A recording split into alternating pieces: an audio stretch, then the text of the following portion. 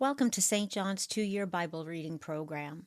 Father Dominic invites you to explore the entire Bible through daily readings from both the Old and New Testaments. Each session concludes with a reflective question and with a reflective reply provided at the beginning of the next day's reading. Enjoy the journey and may God bless you.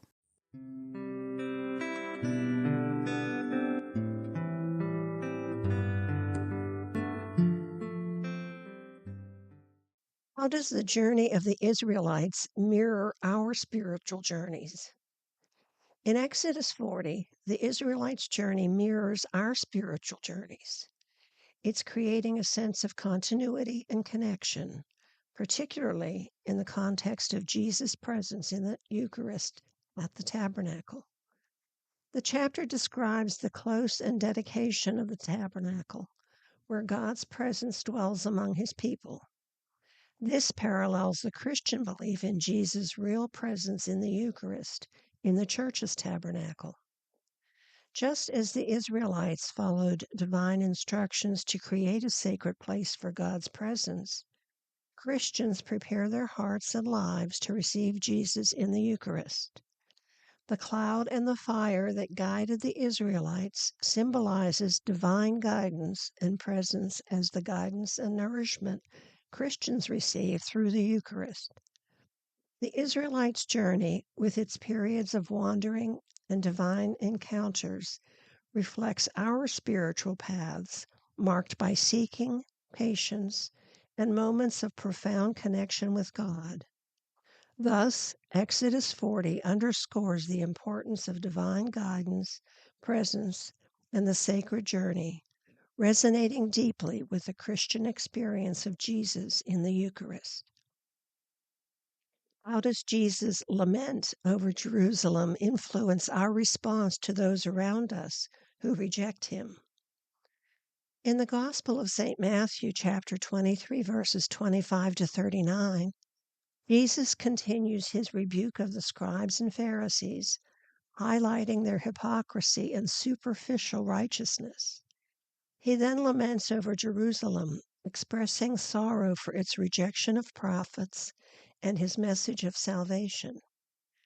Jesus' lament underscores his deep compassion and desire for the people to turn to God despite their resistance and unfriendliness. This powerful expression of his love and hope for us should inspire us in our faith journey. This passage influences our response to those who reject him by encouraging us to approach them with a similar blend of truth and compassion. It teaches us the importance of recognizing the pain and consequences of rejecting divine guidance. This awareness enlightens us and helps us maintain a heart of empathy and longing for reconciliation with God. Jesus' sorrowful yet loving attitude inspires us to persist with determination in sharing the message of salvation. We are not alone in this journey. Our prayers for those who resist connect us to a supportive community and God who is always with us, even in rejection, providing us with the strength and support we need. Day 68. Reading from the book of Leviticus, chapters 1 and 2. The Lord called Moses and spoke to him from the tent of meeting. Speak to the Israelites and tell them, when any one of you brings an offering of livestock to the Lord, you shall bring your offering from the herd or from the flock. If a person's offering is a burnt offering from the herd, the offering must be a male without blemish. The individual shall bring it to the entrance of the tent of meeting to find favor with the Lord, and shall lay a hand on the head of the burnt offering, so that it may be acceptable to make atonement for the one who offers it. The bull shall then be slaughtered before the Lord, and Aaron's sons, the priests, shall offer its blood by splashing it on all the sides of the altar, which is at the entrance of the tent of meeting. Then the burnt offering shall be flayed and cut into pieces. After Aaron's sons, the priests, have put burning embers on the altar and laid wood on them, they shall lay the pieces of meat together with the head and the suet on top of the wood and the embers on the altar. But the inner organs and the shanks shall be washed with water. The priest shall then burn all of it on the altar as a burnt offering, a sweet-smelling oblation to the Lord. If a person's burnt offering is from the flock, that is, a sheep or a goat, the offering must be a male without blemish. It shall be slaughtered on the north side of the altar before the Lord, and Aaron's sons, the priests, shall splash its blood on all the sides of the altar. When it has been cut into pieces, the priest shall lay these, together with the head and suet, on top of the wood and the embers on the altar. But the inner organs and the shanks shall be washed with water. The priest shall then offer all of it, burning it on the altar. It is a burnt offering, a sweet-smelling oblation to the Lord.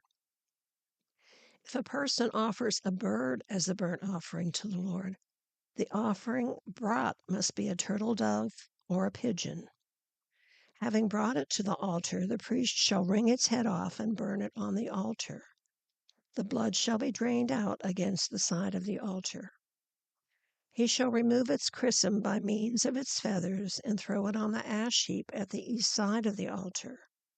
Then, having torn the bird open by its wings, without separating the halves, the priest shall burn it on the altar, on the wood and the embers.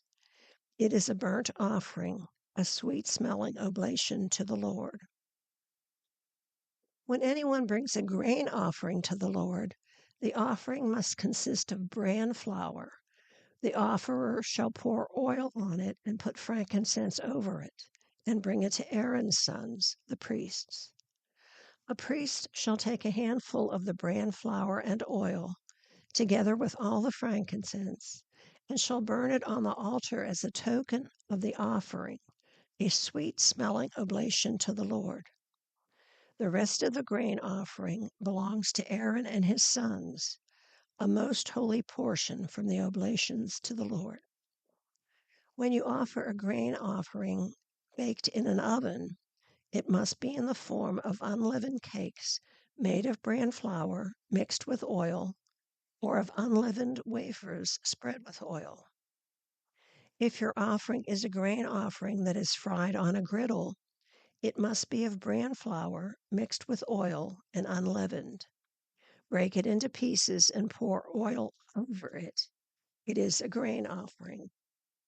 If your offering is a grain offering that is prepared in a pan, it must be made of bran flour fried in oil. A grain offering that is made in any of these ways you shall bring to the Lord.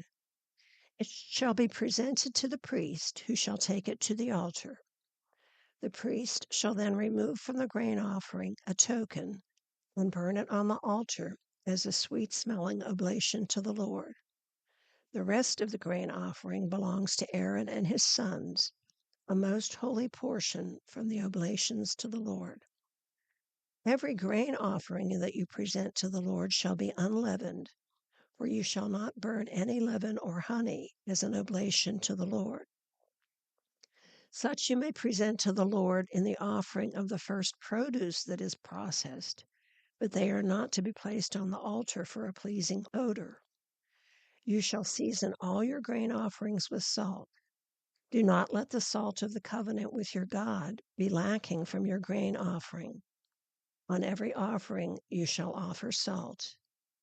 If you offer a grain offering of first ripe fruits of the Lord, you shall offer it in the form of fresh early grain, roasted by fire, and crushed as a grain offering of your first ripe fruits. You shall put oil on it and set frankincense on it. It is a grain offering. The priest shall then burn some of the groats and oil, together with all the frankincense, as a token of the offering, an oblation to the Lord. What might be the symbolic meaning of salt in the covenant with God? Day 68, a reading from the Holy Gospel of St. Matthew, chapter 24, verses 1 through 28. Jesus left the temple area and was going away when his disciples approached him to point out the temple buildings. He said to them in reply, "You see all these things, do you not? Amen, I say to you, there will not be left here a stone upon another stone that will not be thrown down." As he was sitting on the Mount of Olives, the disciples approached him privately and said, "Tell us when this will happen, and what sign will there be for your coming of the end of the age?" Jesus said to them in reply, "See that no one deceives you. For many will come in my name, saying, 'I am the Messiah,' and they will deceive many. You will hear of wars and reports of war. See that you are not alarmed, for these things must happen, but it will not yet be the end. Nation will rise against nation, and kingdom against kingdom. There will be famines and earthquakes from place to place. All these are the beginning of the labor pains. Then they will hand you over to persecution, and they will kill you. You will be hated by all nations because of my name. And then many will be led into sin. They will betray and hate one another. Many false prophets will arise and deceive many. And because of the increase of evil doing, the love of many will grow cold. But the one who perseveres to the end will be saved. And this gospel of the kingdom will be preached throughout the world as a witness to all nations, and then the end will come. When you see the desolating abomination spoken of through Daniel the prophet standing in the holy place, let the reader understand then those in Judea must flee to the mountains. The person on the housetop must not go down to get things out of his house. The person in the field must not return to get his cloak. Woe to pregnant women and nursing mothers in those days. Pray that your flight not be in winter or on the Sabbath, for at that time there will be great tribulation, such as has not been since the beginning of the world until now, nor ever will be. And if those days had not been shortened, no one would be saved. But for the sake of the elect, they will be shortened. If anyone says to you then, 'Look, here is the Messiah,' or 'There he is,' do not believe it. False messiahs and false prophets will arise, and they will perform signs and wonders so great as to deceive, if that were possible, even the elect. Behold, I have told it to you beforehand. So if they say to you, 'He is in the desert,' do not go out there. If they say, 'He is in the inner rooms,' do not believe it.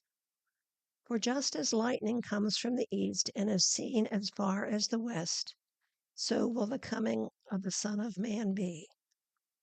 Wherever the corpse is, there the vultures will gather." How can we discern true from false teachings, considering Jesus' warnings?